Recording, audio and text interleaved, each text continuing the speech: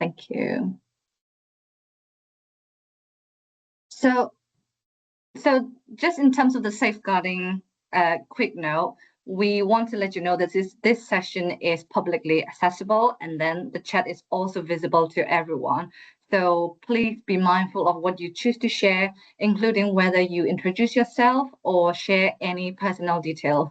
Cameras and microphones are supposed to be disabled for all participants, but for any technical reasons, if your cameras or microphones are not off, please turn off your cameras and mute your microphones.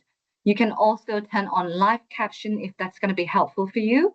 And in terms of content, we will be discussing economic abuse within the context of domestic abuse, including perpetrator tactics and anonymized lived experiences. Recognizing that some of this may be difficult or familiar, so I would really encourage you to take care of yourself during the session by stepping away, taking a break, or turning your screen off at any point if you need to. You will be able to access the recording afterwards if you miss anything, and we will also be sharing resources in the chat should you need to seek support during or after today's discussion. We will also be sending a few instructions for how to turn on live caption if that's going to be helpful for you. So to begin with, for those who may be less familiar with our work, Surviving Economic Abuse is the only UK charity dedicated to tackling economic abuse.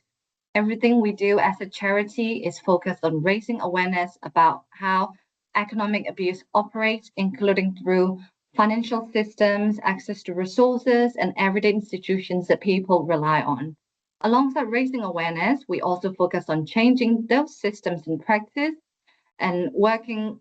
This includes strengthening legislation, regulation, and professional guidance, and also working closely with policymakers, financial services sector, and other sectors so that the society is generally better equipped to recognize economic abuse and respond effectively to victim survivors.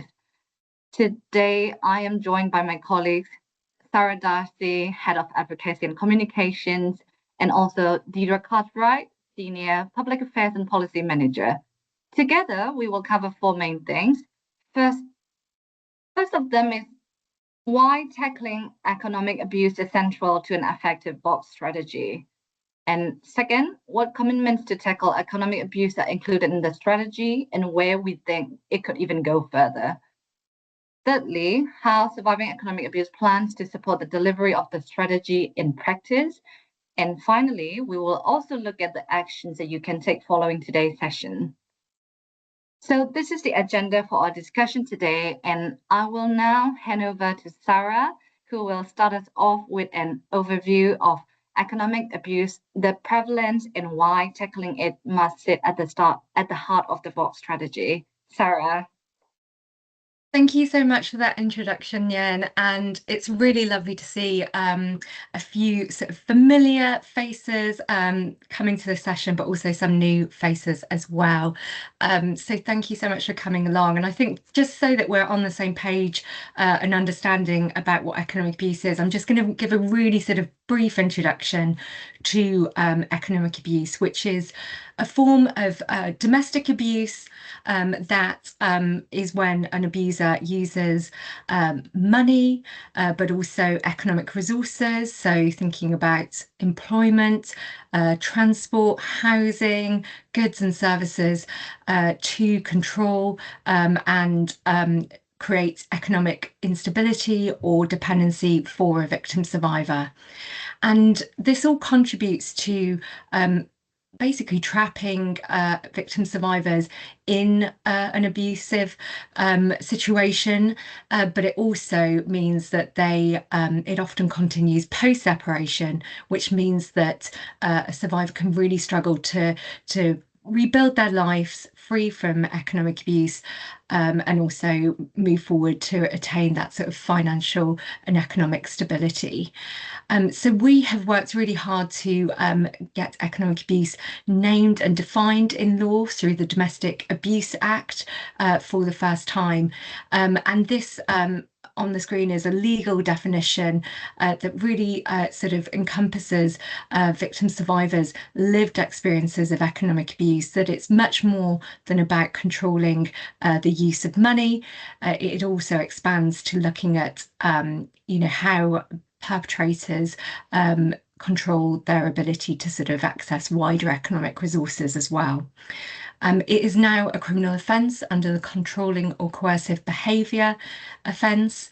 And also through the Domestic Abuse Act, we also, alongside many others in the sector, managed to secure that to apply post-separation in recognition of survivors' experiences that often economic abuse starts, continues, or even escalates post-separation when their ability, an abuser's ability to control might have changed because they no longer have that close proximity to victim survivors.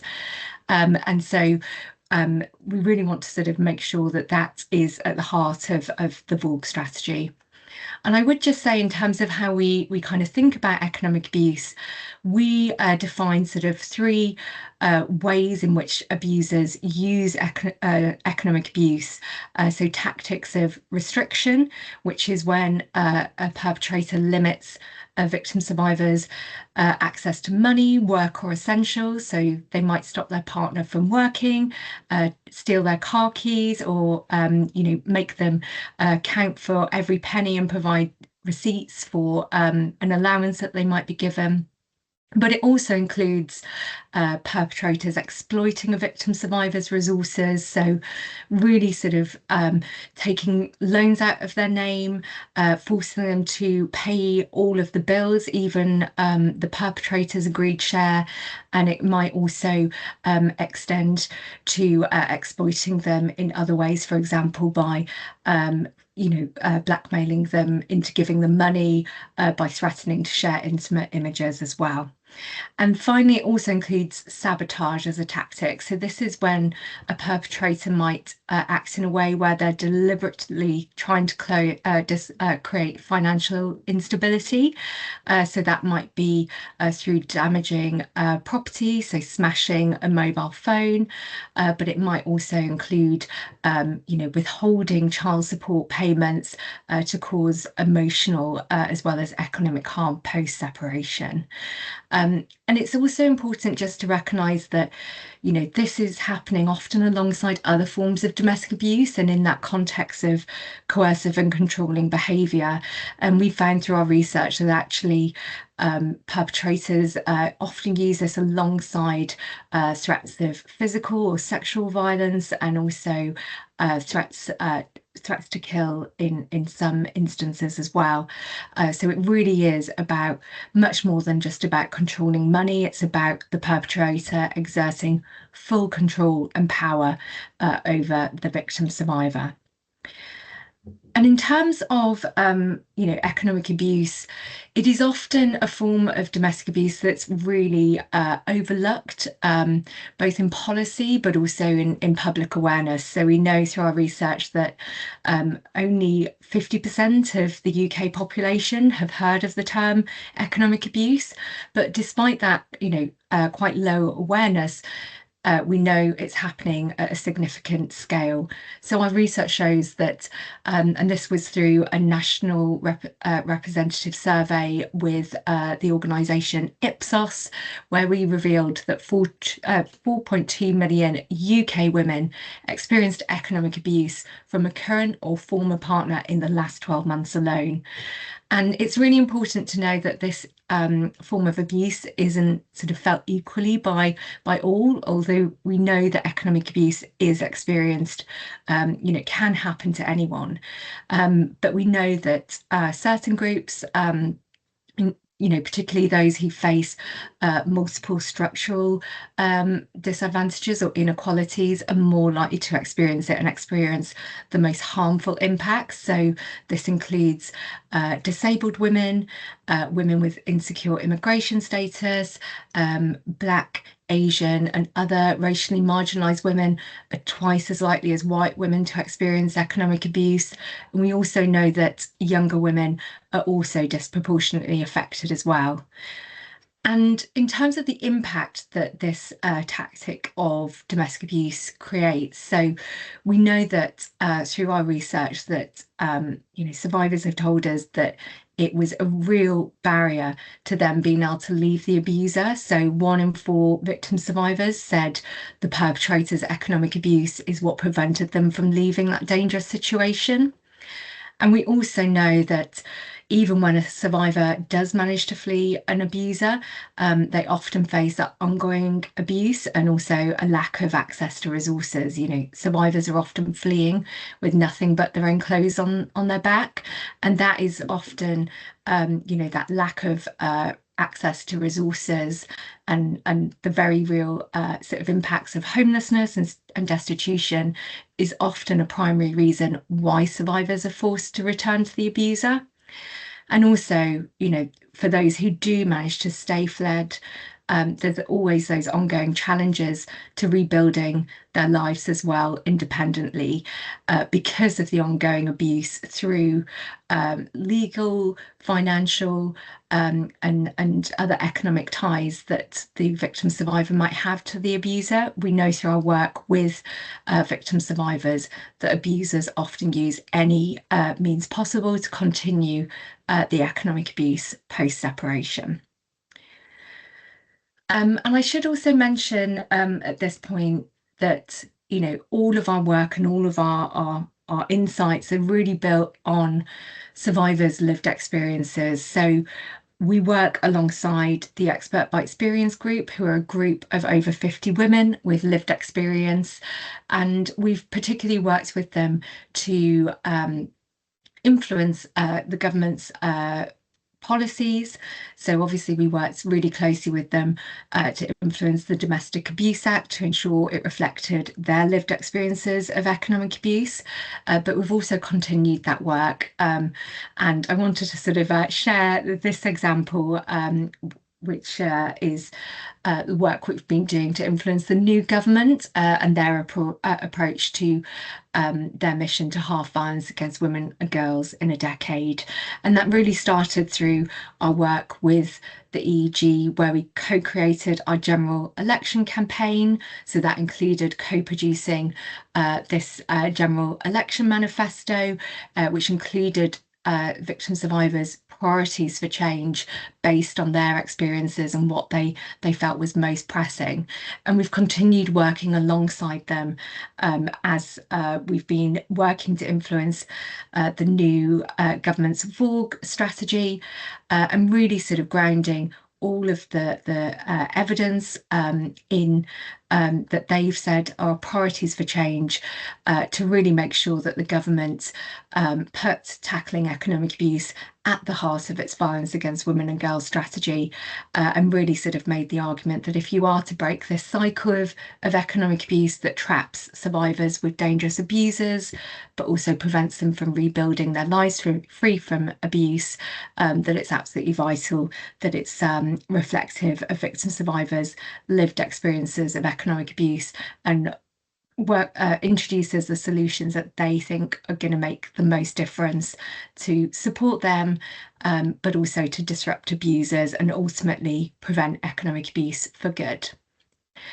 So moving forward, now that we've got that kind of background and context, I wanted to sort of share a brief introduction to what was committed to in the Violence Against Women and Girls strategy.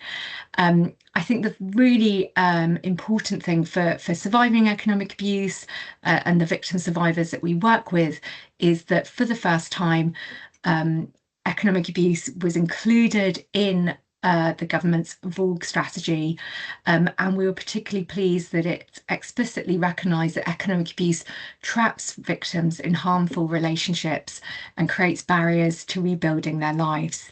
And this really gives us a really fantastic platform to make sure that through the delivery of the government's VAWG strategy, that it's working to address the fact that economic abuse is used by perpetrators to trap victim survivors, but also continue to abuse them post-separation. We're also particularly pleased that as well as recognising economic abuse for the first time, it also included cross-governmental and cross-strategy commitments to tackle it. So these, as we'll go into, included commitments specifically to disrupt economic abuse through our justice, through our welfare, and also through our financial systems as well. And we were particularly pleased that some of the priorities that we identified with the Expert by Experience group as key priorities for the government were included. And we're really delighted that we're able to work alongside survivors to really make the case effectively to make sure that those were prioritised by government. So what we'll move on to next is we'll give a rundown through the really key economic abuse measures that are included in the Violence Against Women and Girls strategy, and really give you a sense of the opportunities for really lasting and meaningful change for survivors, but also where we think through robust delivery, these commitments can really go further to deliver the change that we know survivors need. So I'll pass over to Deidre Cartwright, our Policy and Public Affairs Senior Policy and Public Affairs Manager. Thanks very much, Sarah. And it's great to see so many people here who are interested in learning more about how economic abuse is reflected within the Violence Against Women and Girls strategy. And one of the main economic abuse commitments within the VAWG strategy is for the government to work with relevant stakeholders, including the Financial Conduct Authority, to explore solutions to economic abuse through a joint mortgage. And as Sarah mentioned earlier, this mirrors commitments that have already been made within the government's financial inclusion strategy, which has named economic abuse as a cross-cutting theme. And the cross-strategy commitment to address joint mortgage abuse is really the result of our work at SEA and our groundbreaking research published in 2024, which evidenced that just within the last 2 years, 750,000 UK women experienced economic abuse through a joint mortgage that they had shared with an abusive partner or ex-partner. And due to the nature of joint mortgages, which often have joint and several liability, both parties' consent is required to end or change a mortgage contract, even after the relationship is ended or one party no longer lives in the mortgaged home. And perpetrators of economic abuse often use these contractual ties to coerce and control survivors for many years after separations. And survivors share with us devastating circumstances of being forced to flee their mortgaged home for their safety, yet remain financially liable for the mortgage that the abuser often does not pay, even when they refuse to sell the property or change the contract to make it more affordable for survivors to pay, often while they're also struggling to pay rent for refuge or other forms of temporary accommodation. This really forces survivors to make impossible choices between keeping a roof over their and their children's heads, putting food on the table, or paying their mortgage. And they're really having to choose between surviving now or in the future, knowing that when their mortgage can't be paid, they're forced into arrears and defaults, causing a lifetime of debt and credit destruction and housing insecurity. And we know from the work that we do with financial services that there's a lot that lenders can do and are doing to support survivors who do remain trapped in a joint mortgage with an abuser after separation. And this has been most recently confirmed by the Financial Conduct Authority in their recent mortgage rule review, which explored lenders' responses to joint mortgage abuse. So we know that lenders can take steps such as offering flexible forms of forbearance when survivors are struggling to manage repayments. They can use safer forms of communication to meet survivors' needs. They can also individualize their approach to things like repossession to support survivors' interests. So for instance, this can be changing their approach if a victim survivor is trying to manage repayments and keep their mortgaged home, or they can support a survivor through repossession if that happens to be the only means through which they can financially delink themselves from the abuser. And we also know that lenders, as well as mortgage intermediaries, can also support survivors' efforts to rebuild their financial and housing security by flexibly applying affordability criteria when survivors are seeking a new mortgage. But these examples of good practice, right now, they're really the exception rather than the norm. And we know that many lenders are reluctant to take these steps without clear direction from the regulator about what is allowed for them to do under current rules and regulations. But we also know that lenders' actions are always going to be limited by the contractual obligations to both parties. And as the Financial Conduct Authority also made clear in their most recent mortgage rule review, legislative reform is really required to enable lenders to take further action to support survivors to end or change the mortgage contract in order to safeguard them from further harm through the joint product after that relationship is ended. So while we really welcome, the government's recognition of this issue and a commitment to tackling it within the Violence Against Women and Girls strategy, simply exploring solution really doesn't go far enough to meet victim survivors' needs. And that's why we're also calling on government to working alongside ourselves at Surviving Economic Abuse, as well as lenders and the regulator and legal partners, to urgently develop a legislative mechanism which would enable lenders to treat survivors and perpetrators severally in cases of joint mortgage abuse after the relationship has ended.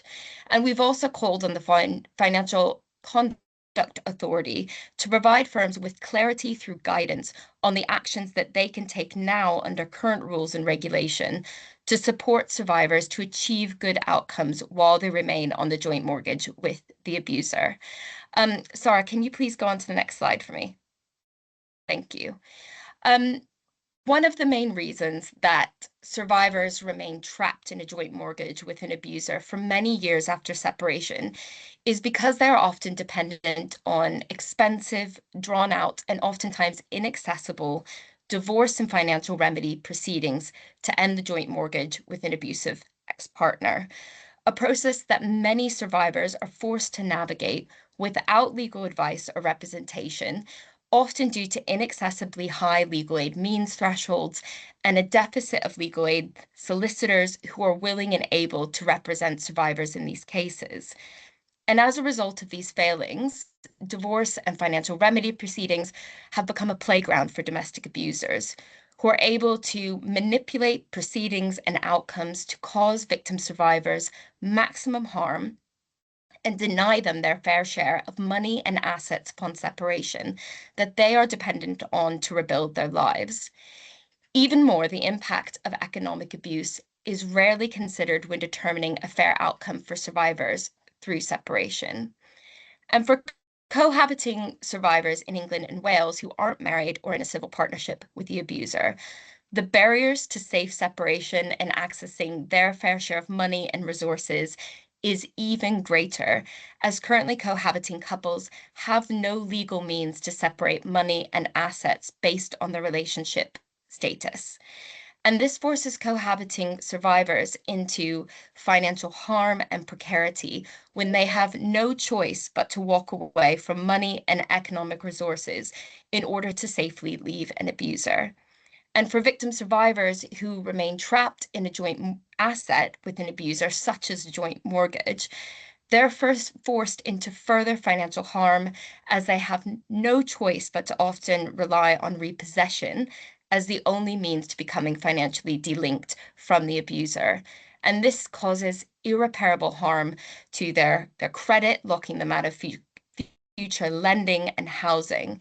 And, this isn't the price that we should expect survivors to pay to become safe from an abuser. And that's why we have welcomed the government's commitment within the Violence Against Women and Girls strategy to deliver on their manifesto pledge to publish a consultation, they say before spring 2026, to introduce cohabitation rights and remedies. And critically, they have committed to explicitly considering within that consultation the impact of these reforms on domestic, including economic abuse victims and survivors. However, we cannot simply build on a collapsing system for married and civil partners that we know is being manipulated by domestic abusers. And that's why we're also calling on the government to honor their commitment to also consult on reforms to divorce and financial remedies for married and civil partners alongside cohabitation reforms, so that we create a system that works for all victims and survivors. Sarah, can you please go on to the next slide for me? Thank you very much. So in addition to exploring solutions to joint mortgage abuse and introducing cohabitation reforms to support survivors to safely separate from an abusive ex-partner, the government has also committed within the strategy to support private and public creditors to improve their response to coerced debt. And again, this is a commitment that mirrors promises that have already been made within the government's financial inclusion strategy. Our research has found that a shocking 1 million UK women have been coerced into debt, which is a devastating form of economic abuse, which includes someone's abusive partner or ex-partner taking on debt in a survivor's name through fraud, misinformation, and force. And we know that 50% of victim survivors' debts are actually within the public sector, which are taken out through things like welfare benefit overpayments, unpaid HMRC taxes, or even unpaid council tax bills. And survivors often become aware of these debts in their names only once they've fled the abuser, when they are pursued for these debts through oftentimes aggressive and punitive enforcement practices that cause them further harm and trauma. And these professionals using these tactics rarely consider victim survivors' vulnerabilities or whether they should actually be held accountable for debts that arise from the abuse. And as a result, survivors quickly fall into bankruptcy, insolvency, and credit destruction, leaving them, again, unable to access the money and the resources that they need to become safe from a dangerous abuser and able to rebuild their lives. But we know that when creditors are trained and supported by specialists like Surviving Economic Abuse to identify customers that have experienced coerced debt and offer them tailored debt solutions that actually meet their needs, survivors can actually achieve good outcomes and they can even recover from harm. And that's why we're pleased that the government has also committed to working alongside Surviving Economic Abuse and our partners at Money Advice Plus to redevelop the Economic Abuse Toolkit for public sector debt management organizations to be able to identify and respond to consumers experiencing coerced debt. Alongside this, they've also committed to providing government debt management professionals with training to be able to implement the toolkit in practice. And while we're very much ready and we're willing to support this work, we also know that too often tools kits can just sit on shelves and training can become obsolete if not consistently used and updated. And that's why we want to see clear accountability from government regarding how these tools are going to be implemented in practice and whether or not they lead to tangible and consistent good outcomes for victims and survivors. But we also know that there's much more that public bodies can learn from the private sector in their innovative response to coerced debt. So our frontline partner Money Advice Plus developed something called the Economic Abuse Evidence Form. And this provides a clear and consistent information sharing framework for specialist debt and money advisors like Money Advice Plus used to tell creditors about the impact of economic abuse on victims and survivors' debts and advise a survivor-centered debt solution. And alongside Money Advice Plus, we've piloted, evaluated, and nationally rolled out this approach within the private sector with banks and building societies. And now we're really pleased that the VAWG strategy also includes a commitment for central government debt management bodies such as HMRC and the Department for Work and Pension to pilot the Economic Abuse Evidence Forum for the first time. And while we'll be in the details supporting this work, again, we're also going to be pushing government to go further. We know that pilot initiatives are important for developing learning, but if this learning doesn't lead to scalable national practice, it simply won't go far enough to reach the millions of survivors who are currently struggling with coerced debts across both the private and public sector. And that's why we need a commitment from government that learning from pilots will lead to scalable national practice across all public sector debt management organizations. Next slide, please. Thanks very much. Another significant commitment within the Violence Against Women and Girls strategy, which addresses the devastating impact of coerced debt, is for credit reference agencies, lenders, and third sector organizations like Surviving Economic Abuse and Money Advice Plus to come together to develop solutions to credit destruction experienced by victims and survivors as a result of coerced debt. And again, this is another commitment which is also mirrored within the government's financial inclusion strategy. We know that nearly 1 million UK women have experienced damage to their credit history as a result of coerced debt. And this locks them out of the economy and it prevents them, again, from accessing the resources they need to flee and rebuild their lives. And we strongly believe that survivors' credit scores should fairly and accurately reflect their creditworthiness and not the abuse that they've experienced. And that's why we've prioritized working with these stakeholders to develop solutions that actually meet survivors' needs. But again, we're calling on government and all stakeholders to go further because we simply can't just depend on the goodwill of a handful of interested parties to ensure that all survivors can access effective credit restoration solutions. We need clear government commitments to hold all relevant stakeholders accountable to credit solutions that will be applied consistently and at scale, and to ensure this consistency is sustained throughout a victim survivor's debt journey, ensuring that she can consistently access specialist debt and money advice, that she can consistently receive debt solutions from lenders that are able to identify her and respond to her needs with flexible solutions, and that her credit recording mechanisms are in place that enable fair and accurate representations of survivors' credit history. And while we also welcome the government's commitment in the strategy to abolish the fee for survivors to have their personal information removed from the public insolvency register, we believe this is only a small step in the right direction. We really shouldn't accept that survivors will be facing insolvency because of coerced debt. Instead, we should be working towards a system in which survivors are freed from debts caused by abusers and that their full credit history accurately and fairly reflects their credit history and not the abuse that they've experienced. Next slide, please, Sarah. Thanks very much. Another key commitment within the Violence Against Women and Girls strategy related to economic abuse is promised reforms to the Child Maintenance Service, which is also set out within the government's child poverty strategy that was published last year. The Child Maintenance Service is an incredibly important public service for victim survivors of domestic, including economic abuse, as it should enable them to safely make child support arrangements with an abusive ex-partner and to ensure these payments are made on time and in full and are made based on a true calculation of parents' earnings and their financial circumstances.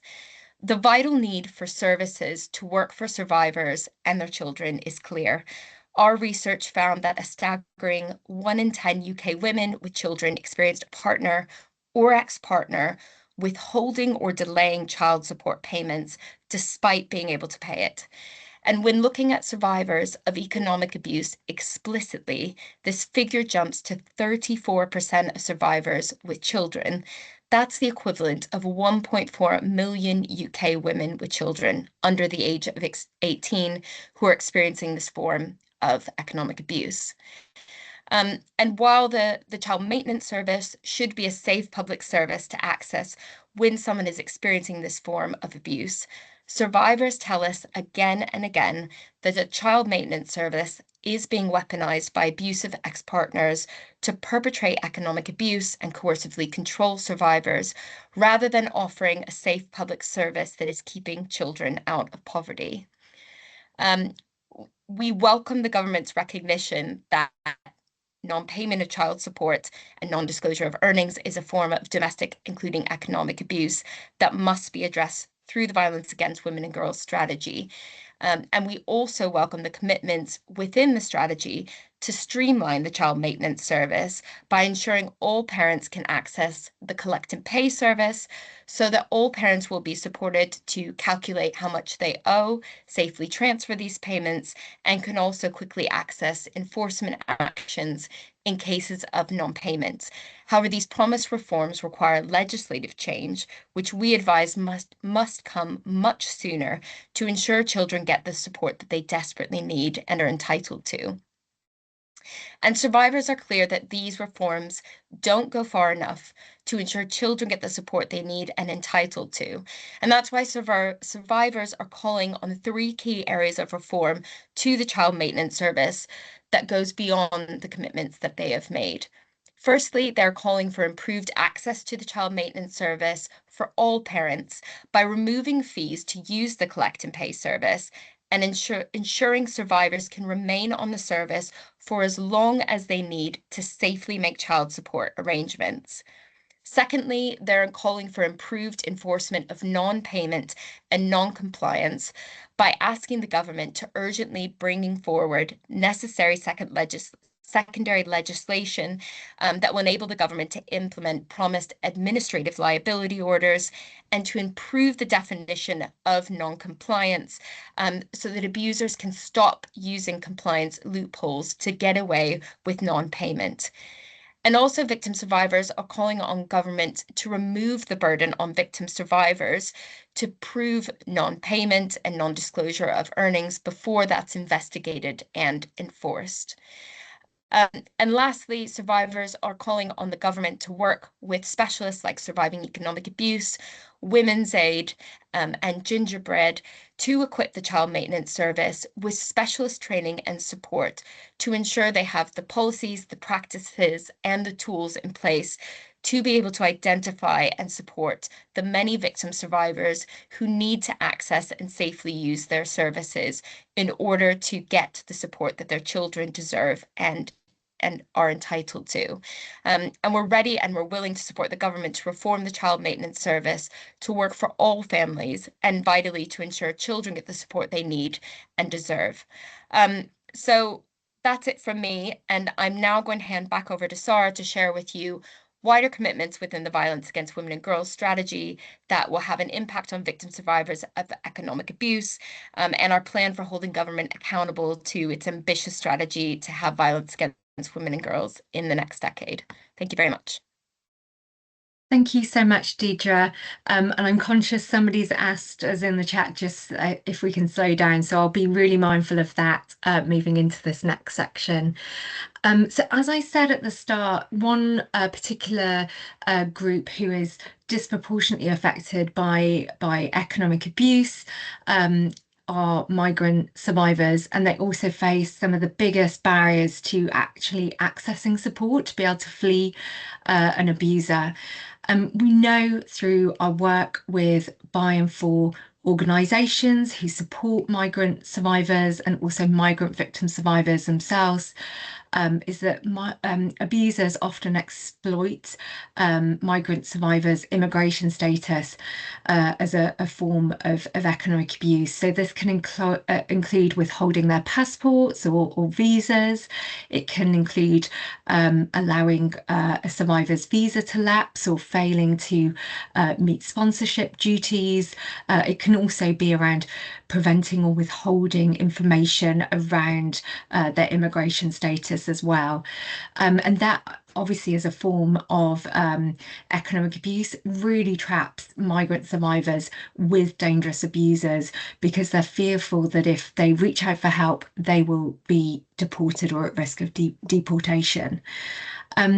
They also face additional barriers to safety as well, including the really awful no recourse to public fund condition, which prevents migrant survivors from being able to access housing support or welfare that are vital means to them maintaining being able to flee and live independently from the abuser.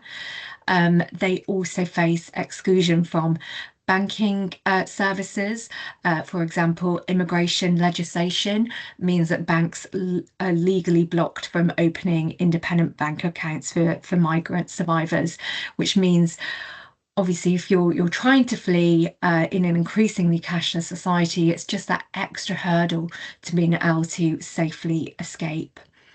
So while we were pleased that the government's VAWG strategy recognised the additional barriers that migrant survivors face to accessing support, the commitments fell far too short of what is needed to truly transform the response for migrant survivors.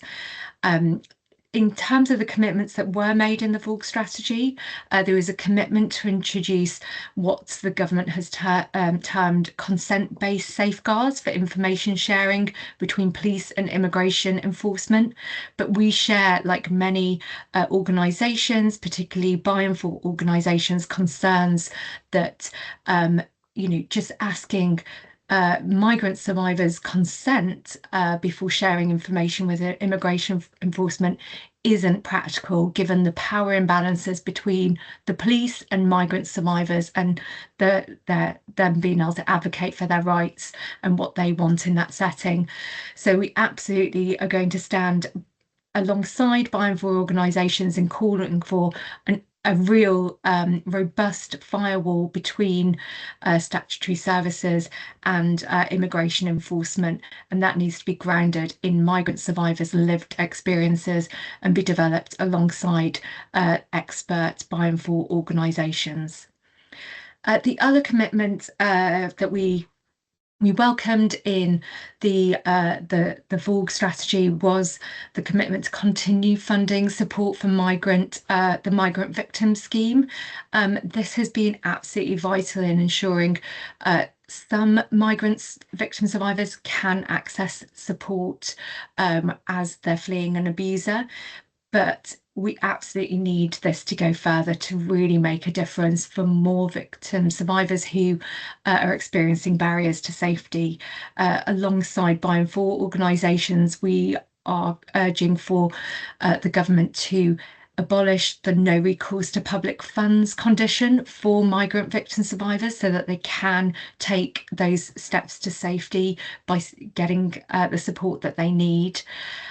We also need the migrant victims of domestic abuse concession to be improved so that all migrant victim survivors are eligible for it, and that it doesn't prevent accessing it, won't prevent them from then at a later date being able to apply for indefinite leave to remain. And most importantly, we stand alongside by and for organisations and also organisations within the immigration sector in challenging the quite harmful proposed earned settlement immigration proposals, which essentially would create conditions that migrant survivors will not be able to meet to be able to regularise their immigration status. So this includes proposals to introduce eligibility requirements in relation to salary thresholds, employment and volunteering history, but given that we know that abusers prevent survivors from being able to take part in their wider community, prevent them from having employment, that is going to be a condition that migrant survivors will not be able to meet. So we absolutely need to challenge those proposals to make sure that it's not going to be harmful for migrant victim survivors, but also we really need to continue highlighting that the hostile immigration environment really adds that additional barrier for migrants being able to take steps to safety. And we are going to also continue calling for guidance for financial services firms so that they have the clarity that they can open an independent bank account for migrant survivors while they're going about regularising their immigration status. Nobody should be reliant on sharing a bank account with an abuser or reliant on the abuser to access basic resources. And we have some really good ideas, but also partners within the financial services sector who want to go further on this. So we're ready and willing to work with government on this. Moving along to public awareness and behaviour change. So as you will have seen when the government announced its violence against women and girls strategy, prevention was a really big focus, which we really welcome because as I mentioned earlier, economic abuse is widespread, but also it's really poorly understood. Half of UK adults are unaware of the term, and also we know that young people are more likely to fail to spot economic abuse as abusive, despite younger women experiencing it at really, really shockingly high rates.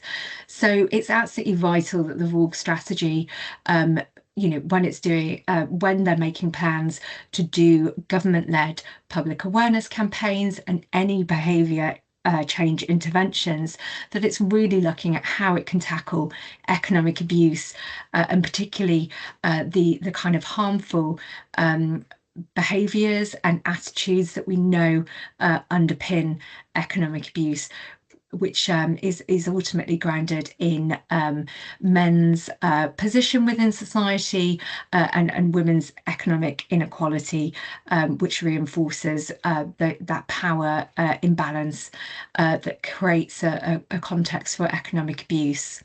So in terms of the VAWG strategy, it made commitments to fund teacher training and specialist external providers to deliver effective relationship and sex education. We want to make sure that includes comprehensive support around economic abuse, and we have a toolkit for schools as well that can support with that.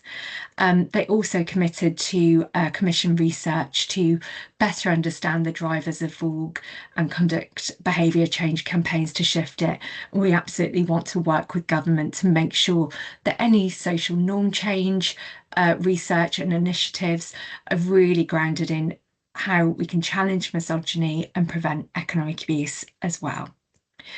And finally, a really important one is around support for survivors, because you can make all these changes, you can raise as much public awareness within wider society, you can change systems, but ultimately survivors cannot access the support they need to rebuild their lives safely. We ultimately won't end domestic, including economic abuse, for good. And what we know through research that Women's Aid has conducted is that, domestic abuse costs UK society an estimated 78 billion a year. But actually, the specialist support services that are so needed by survivors are severely underfunded, and yet we know they deliver real benefits, because for every £1 invested in specialist frontline services, the taxpayer saves £9 on average. So obviously we do welcome the fact that the government has committed to reviewing victim services to ensure it better meets victim survivors' needs alongside other commitments in this space. But we want to make sure that that is grounded in acknowledging victim survivors' economic needs and their experiences of economic abuse as well. So we have been actually working with 2 local areas through our Compass project to really test what support can look like in the coordinated community response that addresses survivors' both short and long-term immediate economic needs to really make sure that they are getting the support they need to establish their immediate safety, but also to rebuild their lives in the long run. So in terms of how we'll work alongside government and the wider violence against women and girls strategy sector is that we're calling for the strategy to also go further and commit long-term sustainable funding for specialist services, and that must include funding for economic advocacy support, but also ring-fence funding for those by and for organisations that we know are so important and yet face the biggest financial precarity.